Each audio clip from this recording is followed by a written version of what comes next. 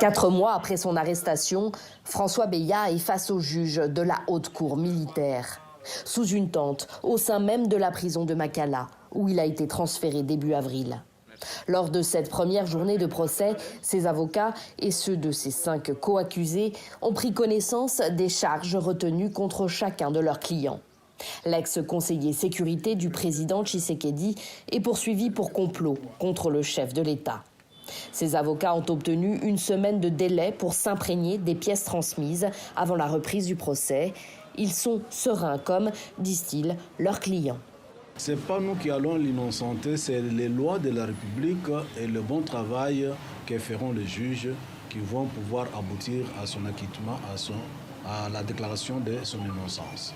Et nous allons pouvoir l'accompagner avec le moyen de droit, chacun des avocats selon les aptitudes professionnelles qu'il possède.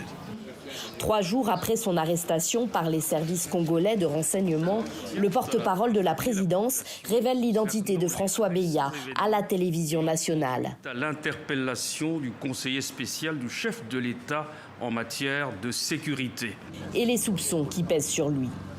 Une initiative qui a choqué des défenseurs des droits humains qui demandent aujourd'hui que le procès de François Beya soit lui aussi retransmis à la télévision. Il dénonce plusieurs irrégularités. Malheureusement, il n'est pas devant son juge naturel, il est devant une juridiction militaire. On parle d'une connivence avec le militaire. Bon, quand cela ne tienne, mais ce que le collectif demande, c'est que le procès soit équitable. Nous voulons que ce soit un procès de justice et non nous ramener à un procès politique tel que les choses se font aujourd'hui, se dessinent aujourd'hui. Le collectif Free François Beya affirme que l'accusé paye pour une enquête sur un conflit minier qu'il a mené et qui implique un conseiller privé du chef de l'État, Fortuna Bisselele, et l'ancien président de la commission électorale, Corneille Nangaa. La prochaine audience est prévue pour le 10 juin.